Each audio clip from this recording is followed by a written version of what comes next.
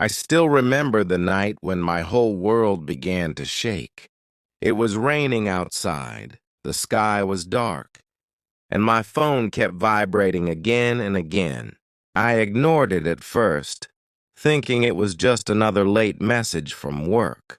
But when I finally picked it up, I saw a message that made my hands freeze.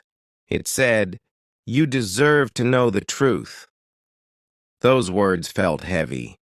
My heart started beating faster, and I could feel something was wrong. I never imagined that a single message could change my life forever. My name is Daniel, and until that night, I believed I had the perfect life. I had a loving wife, a successful business, and a best friend who had been with me since childhood. We grew up together, shared dreams together, and built our futures side by side. I trusted him more than anyone in this world. I believed loyalty was unbreakable, and friendship was forever. My wife, Emma, was the center of my world. I met her in college. She was kind, intelligent, and always believed in me even when I doubted myself. We built our life slowly, brick by brick. We struggled together, celebrated together, and promised each other that no matter what happened, we would never lie to one another. My best friend, Mark, was like a brother to me. We started our first business together with nothing but hope and ambition. We worked day and night, faced failures, and finally succeeded. Our company became profitable, and people started respecting us. Everyone said we were the perfect team. That night, as I stared at my phone, I had no idea that the people I loved the most were hiding the darkest secret from me. I had no idea that my trust was about to be destroyed. And I had no idea that my life was about to turn into a story of betrayal, pain, and revenge. The next morning, I woke up with a strange feeling in my chest. The message from last night kept replaying in my mind. I tried to act normal, but something inside me was restless. Emma was in the kitchen making breakfast, smiling like always. Mark called me, asking about a business meeting later in the day. Everything looked normal, too normal, but deep down I knew something was wrong. I decided to reply to the mysterious message. I wrote, "What truth?" A few seconds later, another message arrived. It said, "Your wife and your best friend are not who you think they are." My heart dropped. My hands started shaking. I tried to convince myself that it was a prank or a misunderstanding. Emma would never betray me. Mark would never hurt me. They were my family. But the sender sent another message. This time it was a photo. It was Emma and Mark sitting together at a cafe. They were holding hands. Their faces were close. They looked comfortable, familiar, intimate. My vision blurred. My chest felt heavy. I felt like I couldn't breathe. I kept staring at the screen, hoping it was fake, hoping it was edited, hoping there was an explanation. When Emma came into the room, I quickly locked my phone. She kissed my forehead and asked if I was okay. I nodded, but my heart was screaming. All day, I watched her closely. Every smile felt fake. Every word felt like a lie. When Mark arrived for the meeting, I looked at him differently for the first time in my life. His friendly face now looked like a mask. That evening, I followed Mark. I told Emma I had extra work. I followed him from the office to a restaurant. And then I saw her. Emma walked in. They hugged. They sat together. They laughed. My worst fear was now standing right in front of my eyes. I sat in my car across the street, watching them through the restaurant window. My heart felt like it was breaking into pieces. Every memory flashed in my mind. The promises, the sacrifices, the trust. I remembered the night Emma told me she loved me forever. I remembered Mark promising he would always have my back. And now they were together, behind my back, in my life. I wanted to go inside and confront them.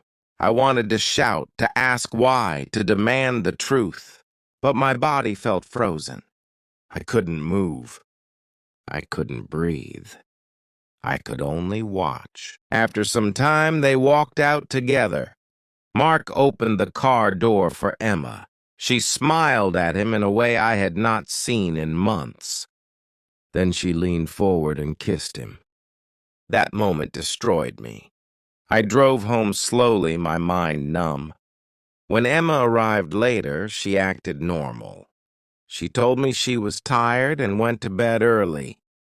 I lay beside her, staring at the ceiling, wondering how someone could sleep so peacefully after breaking a heart so cruelly. The next day, I checked our business accounts. Something felt off. I discovered that large amounts of money were being transferred to a hidden account. The account was under Mark's name.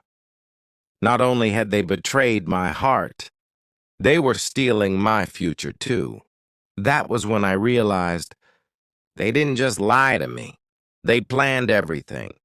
I was not a husband. I was not a friend.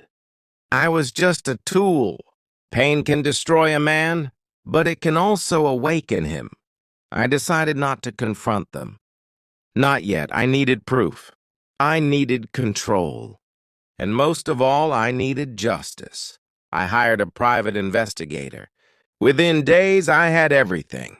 Hotel bookings, secret meetings, hidden transfers, messages, voice recordings.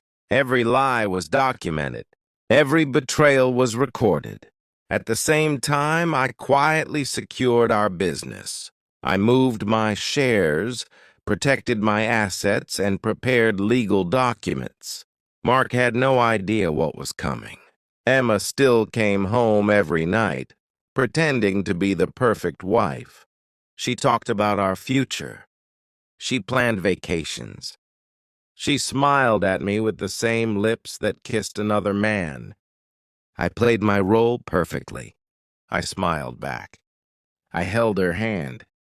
I told Mark I trusted him, but inside I was building a storm. Then I planned the final move. I invited both of them to a business dinner. I told Mark it was an investor meeting.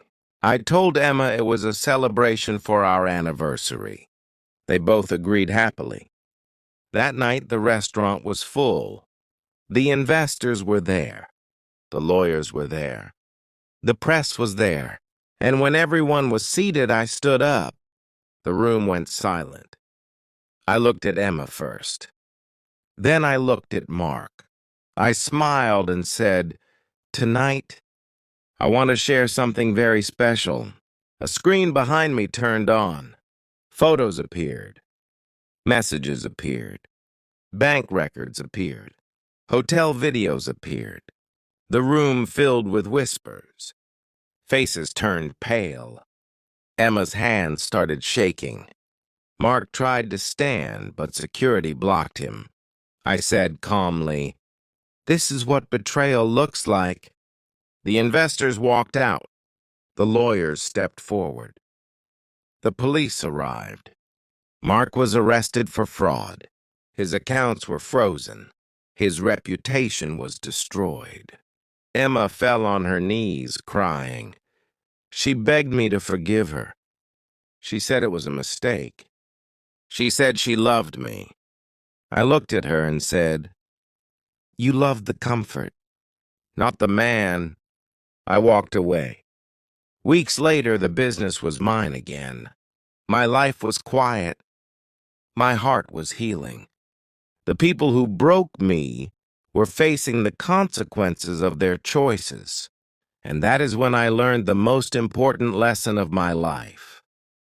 Trust is a gift, but when someone breaks it, they must face the truth. Revenge is not about hurting others.